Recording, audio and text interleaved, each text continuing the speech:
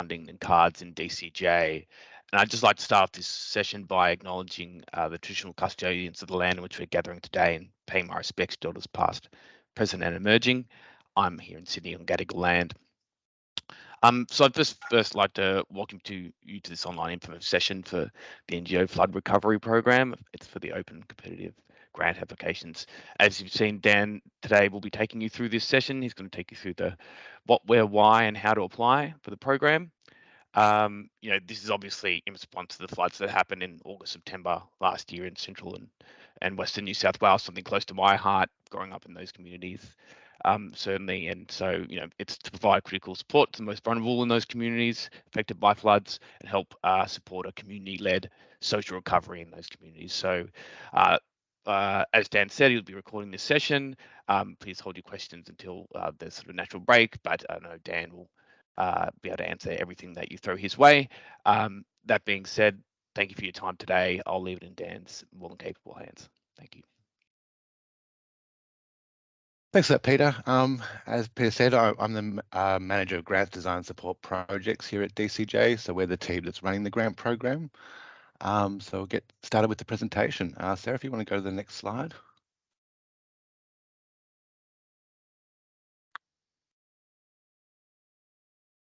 Okay, so this is the more formal bit, so I'll just get through this fairly quickly. Commonwealth and New South Wales governments have launched a $9.1 million grant program to support communities to recover from the central and western floods that commenced in August, September 2022.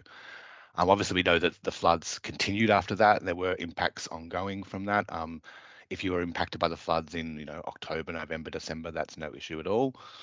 The NGO Flood Recovery Program is open to NGOs, Aboriginal organisations, community organisations and DCJ service providers that provide human services. The key word there is human services. It is limited to NGOs that provide services to people. So that means that unfortunately organisations that provide other types of services, whether it's environmental services or services for animals, for example, are not eligible to apply. These human services must be provided to individuals, families, communities in the LGA's designated disaster areas under AGRN 1030 and 1034 in the DCJ districts of Western Murrumbidgee, Far Western New England. Of course, don't expect you to know which LGAs were designated disaster areas under those numbers. That's just a government thing. But if you look on the right-hand side of the slide, you can see the 59 LGAs that are covered by this grant program. So to apply for this grant program, you do need to be providing services now and in the future in one or more of these locations. And the NGO Flood Recovery Program is based on the successful Northern New South Wales NGO Flood Support Program model, which was launched last year in response to the February floods in Northern New South Wales. Some of you may have had some slight interaction with that if you're a larger organisation, and this grant program is very similar to that.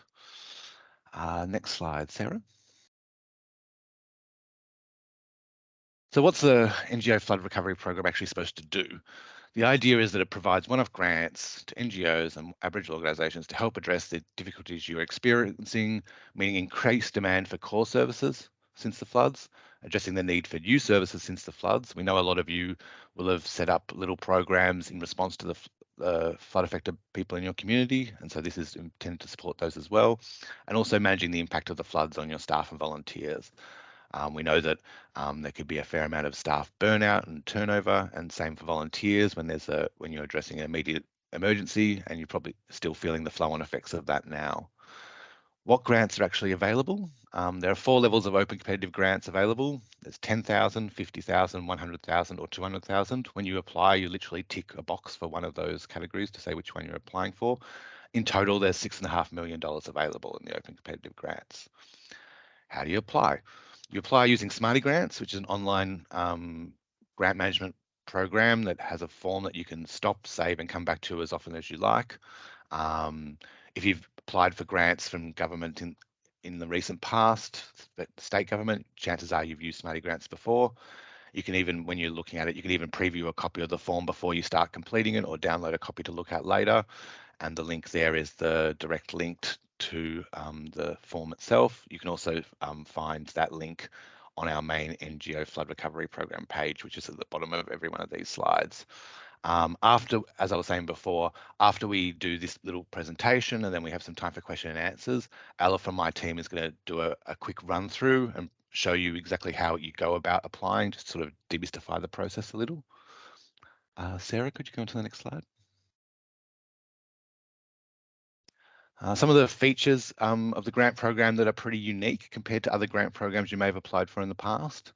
The first point is that it's not project based. So we aren't asking you to create a new project or program and then apply for funding to support that. Instead, you're being asked to apply for funding to meet the increased demand for your current services, whether that's the core services you were providing before the floods or new services provided since the floods. So you won't be required to create a new idea and explain to us why it could be. We already know you're doing good work. The idea is that these grants are available to help support some of the increased demand you've had for those services. Because this is a disaster response grant, a big important thing for us was making sure that applying and reporting is easier than most grants. For most grants, there's a simplified application form and reporting requirements intended to allow you flexibility to tailor your services to the need of your local communities. You will see when you have a look at the form that it is very basic compared to other application forms you might have completed in the past. You're not going to be completing massive essays on what you need and why you need it. Part of that is that you're not required to provide a detailed budget or a project plan. Because this isn't project-based funding, you're not required to set out a project plan with dates and timetables for when you're going to achieve things. Your explanation of your program is going to be a 200-word summary of what you're doing and what you want to do with this funding, and then you provide some general estimations of costs in a proposed expenditure table. So it's still a budget table of a sort, but the idea is that you're not having to provide really detailed descriptions of what you're intending to spend money on. You're not going to write out there, I'm going to spend $232 on pencils. The idea is that you're going to say, in general terms, here's what we think, with round figures, we estimate we're going to use this funding for, but you're providing it with in general enough terms so that you have a bit of flexibility. So if it turns out down the tracks that you need to slightly change what you provide, you want to put a bit more money towards one area, a bit more money towards it, and a bit less money towards the other, you can do that without coming back to us and asking us for permission. That sort of leads into the next point, which is that these grants are intended to be flexible. They are intended to allow you to adapt support as needs change, and that's part of the reason why we have this simplified application process and a simplified reporting process.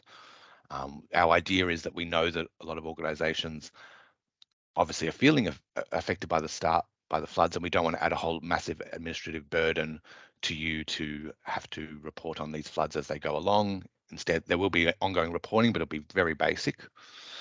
And the last point is that, unlike most grant programs, there's really full ongoing support here. So aside from my team, which is a Sydney-based team, there are also local flood support officers in every DCJ district who will be on the ground and in regular contact through the life of the grant. And they'll be there to, not only provide you advice and provide you possibly with links to other services that are available, but also to help you network with each other, that kind of thing. And the fact that they're there and in regular contact means that we can simplify that reporting process. The assessment requirements, as it says here, you provide a short statement initially about what the summary of the program is, and then there are 5 assessment criteria which are listed here. And for each one of these in the application form, you basically provide a up to 200-word answer to show that A, you demonstrate there's increased demand for your services. B, you have the capacity to meet the increased demand for these services should your application be successful. 3, have the capability to deliver high quality, flexible and sustainable services. So that's just ticking off those 3 terms. 4, demonstrate an ability to understand and respond to the changing needs of local communities. So how you are locked into your local community. And the last one, which is really in the form, I believe it's just a tick box, is you confirm that you're able to fully expend the grant by September 2024. So this is a 12-month grant. This is an ongoing funding. This is one-off funding. So there is part of the requirement is to make sure that you are actually in a position to be able to expend the funds you're applying for by the end of the period in September 2024. Sarah? Thank you. A few other points. One of them is reimbursement. Usually in grant programs, you can't apply for money that you can't ask for to reimburse funds you've already expended somewhere. In this one, you can use up to 25% of your funding to directly reimburse expenses you've already incurred. So that's any expenses you've incurred since the flood events happened that relate to the flood events. And you'll see when you look at the guidelines and the frequently asked questions, you get a bit more information on that. But the idea is that, yeah, in your document, you can just slide out 25% of these fundings. I'm not going to explain. You don't need to explain what you're exactly going to use it for. You just need to say what you've used it for in the past.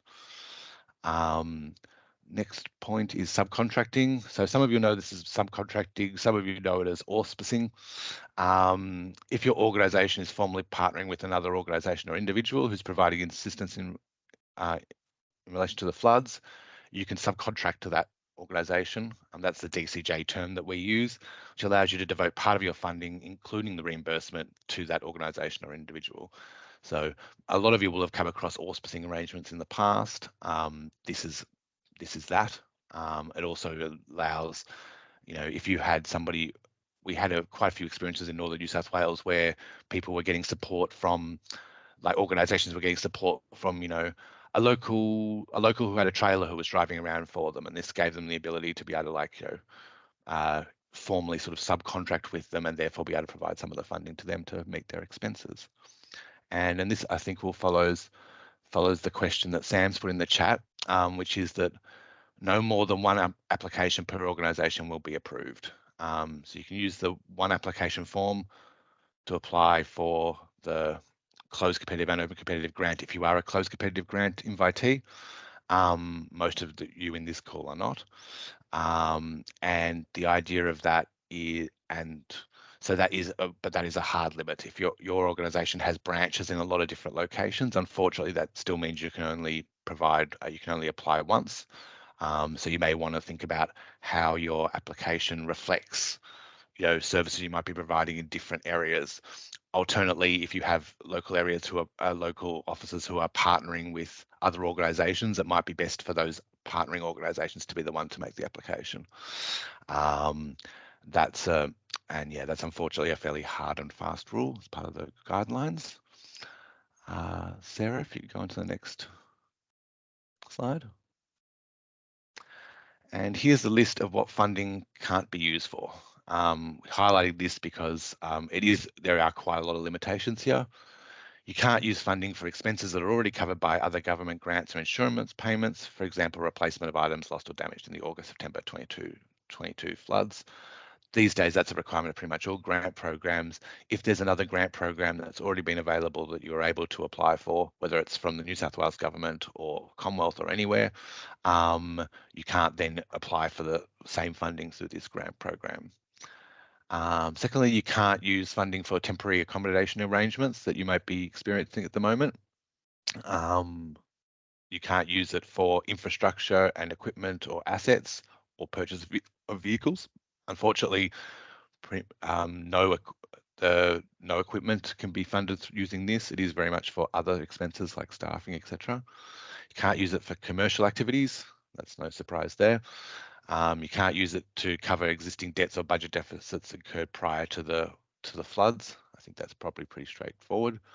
You can't use it for costs not related to service delivery.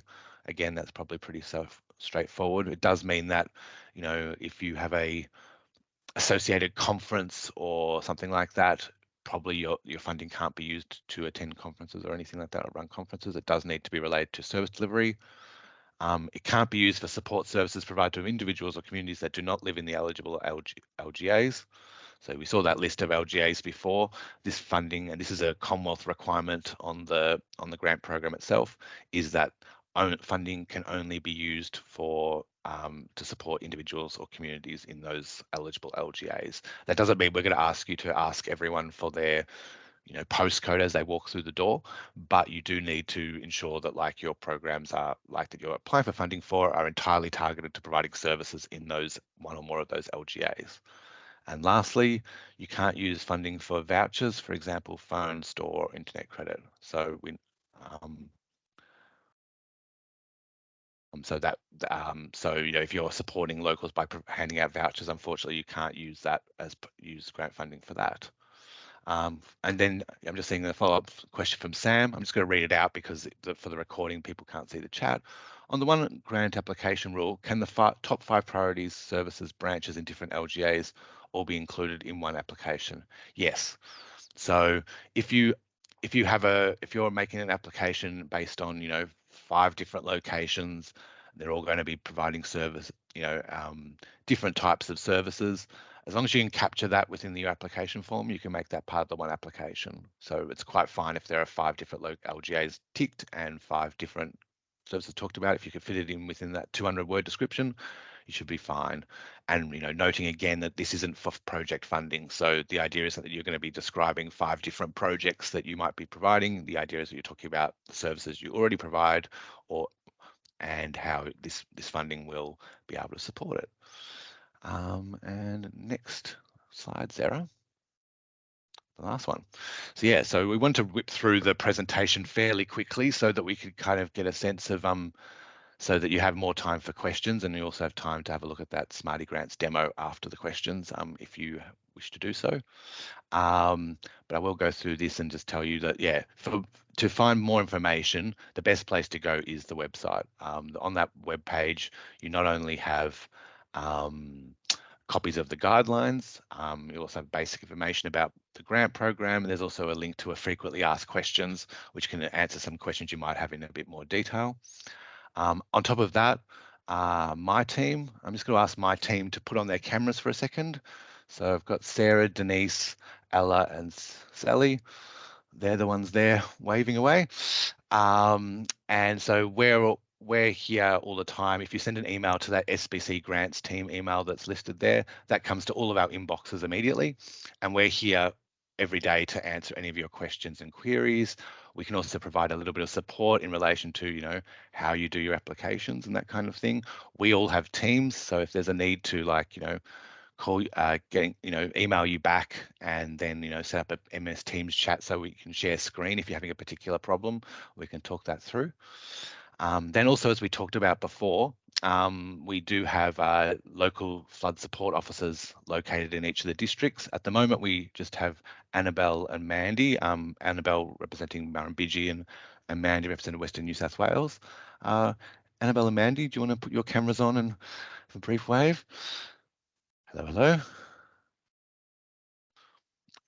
And I know Annabelle's there. Mandy's, I can see. Sorry, I don't know if my camera's working or not. No worries at all. But yeah, people have heard your voice now. So hello, everyone. So Annabelle and Mandy are local to you. They are going to be providing support for this grant program over the life of the program. But for this time, while we're in this application process, if you're living in those local areas, they can provide you with some direct assistance on on applying. They can't fill out a form for you, of course, but they can provide you with pretty detailed information on how to apply and take you through some of the process with you. So feel free to reach out to them. If you reach out to my team as well, we will also put you in contact with them if it's something that they'd be better placed to talk you through. And if you're successful in the grant, you'll be having ongoing contact with them for the life of your grant. And in the Northern New South Wales experience, that's been really helpful. It's really given the grant recipients an ability to work together as well as working with us and finding solutions to problems and stuff, which has been really great. You've also, if you have any current contact with the New South Wales Reconstruction Authority, the regional delivery teams are up to speed on this program, and they know the details, and so they can probably answer your questions as well. And then if you're having actual issues with Smarty Grants itself, so you're trying to log in and something's breaking, or something just doesn't seem to be working on a technical level, the link there is for the Smarty Grants help. And also, if you're in Smarty Grants, you go to their site, there's a phone number to call. It's no 3 number. It's in Victoria.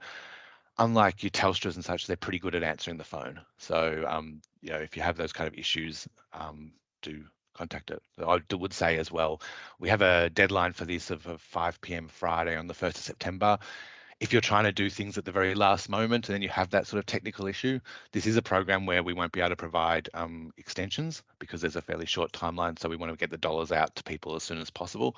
So if you do need an extension, we will, if there's some sort of emergency has come up, we'll certainly consider that, but please don't come to us at 4:30 on the last day with that. And also, if you're having technical problems with the forms, you don't want that panic feeling of when you're trying to complete something and the technology is failing you slightly. So I just encourage you to start it a bit early. So that's the end of the formal part of the presentation. So I'm conscious that's a quick whip through of a fair amount of information to take in. If you have any queries, of course, you could always come to us at any time. But in the meantime, and so after we go through some questions and answers now, Ella from my team will do a quick run through of what it looks like to actually go through and make an application, which might be helpful for those of you who might not have touched on Smarty Grants in the past. It'll also give you a sense of like how simple the form actually is to complete. But before we get into that, did anyone have any questions that they wanted to ask? You can either put your hand up or put it into the chat.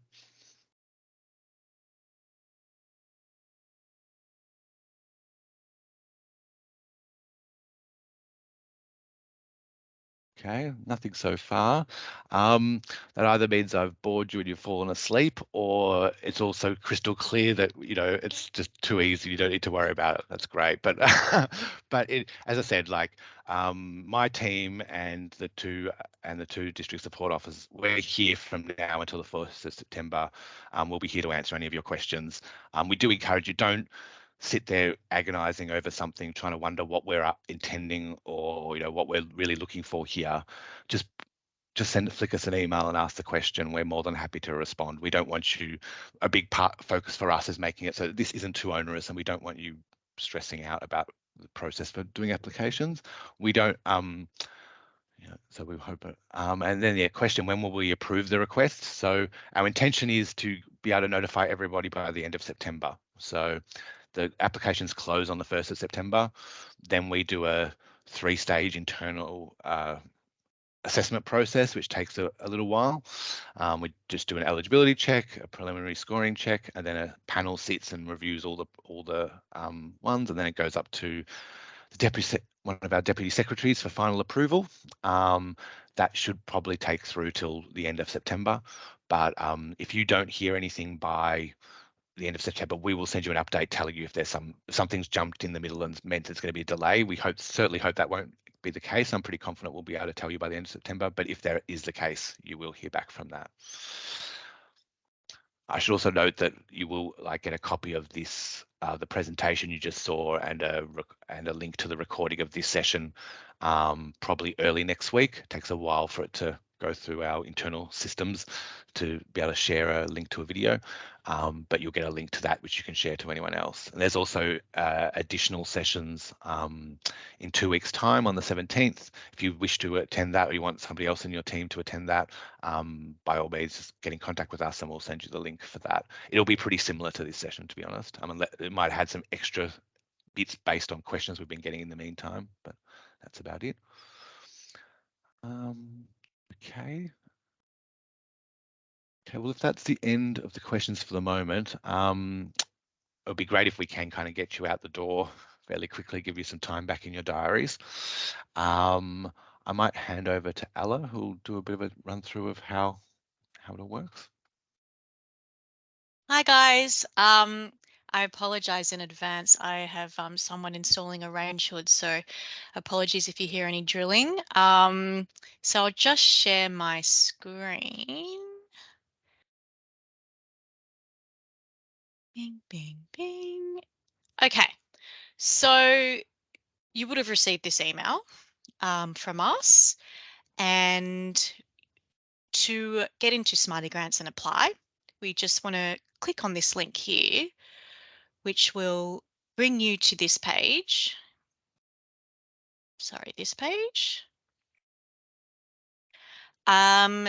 And I just want to preface by saying, before you start your application, we just highly advise reading the guidelines and the FAQs. So if you scroll down halfway through the page, you've got the guidelines here and the FAQs. And to access Smarty Grants, the application, we just click on this link here. So that link would take you to the Smarty Grants launch page. And just this page will show you all the instructions. So just make sure you read all the instructions before starting your application. So you have the options up here to preview the form, as well as downloading a preview of the form. And this is a great option. So if you want other people in your org to give you input or feedback on how to reply to questions, you can print off a few copies of the form and share them around in your org. And then you can combine these responses in your application form. So that's just an option, you know, obviously you don't have to do that. So let's start a submission application. So firstly, it'll take you to this page, and if you haven't used Smarty Grants before, then you'll just register here. Otherwise, you can log in.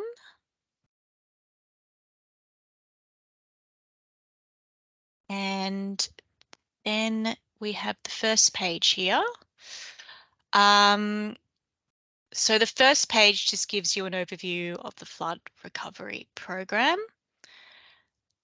And so one of the most important things on this page to note is, and I know Dan's mentioned just previously, is just our email address here. So if you have any questions at all about the application process, you know, it doesn't matter how small the query might be, just please reach out to us.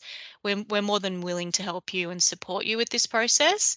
You know, we know grant applications can be quite daunting, so please reach out. And another thing to note is here you'll have your application reference number. So it'd be good to take a note of this because, you know, if you need to email us with any queries, we'll always request this reference number. So next page is organisation information.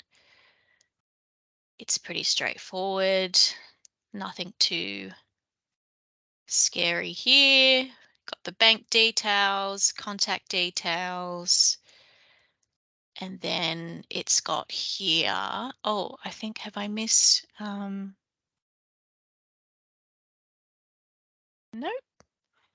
Just going to scroll down here.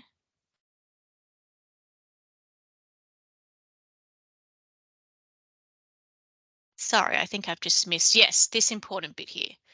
So this section is important to take note. So please only click this question here. Please confirm if your organisation was invited by email to apply for an NGO flood recovery closed competitive grant by the Department of Communities and Justice. So you just want to make sure if you received an email invite from us that clearly states you have been offered a closed competitive grant, that you click yes. But I think most of you on this call is in the open competitive round, so just make sure that you click no. And then bank details, contact details, organisation info, just ensure you pick the correct district and LGAs. Then you've got, does your organisation provide service to Aboriginal and Torres Strait Islander communities and culturally linguistically diverse groups? Just make a note of that if you do. Are you planning to subcontract any of this work? If you're working with another org, you just put their details in here. And also your public liability insurance. So just making sure you attach it to this bit here. So next page. So the third page starts off with funding options, where you, you know, it asks you how you plan to use the funding, but also asks you how much funding you would like. So just to note that the assessment criteria section here, each question has hints at the bottom. So you just want to make sure that you read the hints for each question before you're answering them. And this will give you an idea of what we're looking for in your answers. So each question has some, really good hints here. So just make sure you read them. So there's 5 assessment criteria. Then the expenditure. So as Dan mentioned before,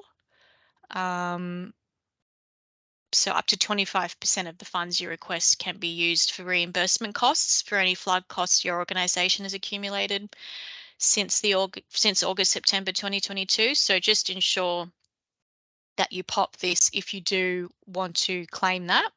If you say yes, pop this in the expenditure table here. And just when you're putting things into the expenditure table, just make it as high level as possible. It doesn't need to be too detailed. So that's fine. And make sure your expenditure table adds up to the amount you are requesting. So it'll show the total expenditure amount here. So just make sure that is the same as the amount that you're requesting. Next page is the applicant declaration. So with the applicant declaration, you're just putting in details of the 2 people who will be signing the grant funding agreement if you're awarded funding. So you've got 2 here. So you just want to make sure that they are the authorized signatories. It can't just be anyone in your org. They must be authorized signatories. And if you are unsure of who your authorized signatories might be, there's a link here and it'll give you more detail on around that. And then the next page is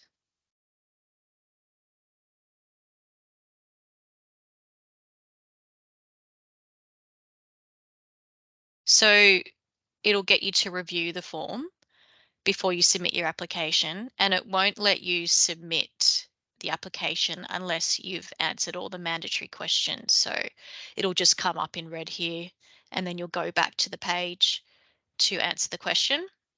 So just make sure that you go through it and fill out all the ones in red. And then you can submit your application. So that's about it. And I can't stress this enough. If you have any queries at all, don't hesitate to email us. The email, once again, is spcgrantsteam@facs.nsw.gov.au. And yeah, good luck. Thank you. Thanks for that, Ella. That was great. So yes, that takes us to the end of our presentation. We were hoping we'd get through it in quickly, and we've gotten it through it very nice and quickly. So that's great. Before we, I'll give you back 24 minutes in your lives compared to your diary. So always pleased to do that. But in the meantime, did anyone have any final questions or anything they want to ask? No, well, yeah, I know we've emphasized this about 10,000 times already, but if you have any questions or queries, don't hesitate to reach out to us and ask. We are as well, and even if it's less specific and you just want a bit of guidance, you're just a bit unsure about something, or you're a bit unsure about what we're intending.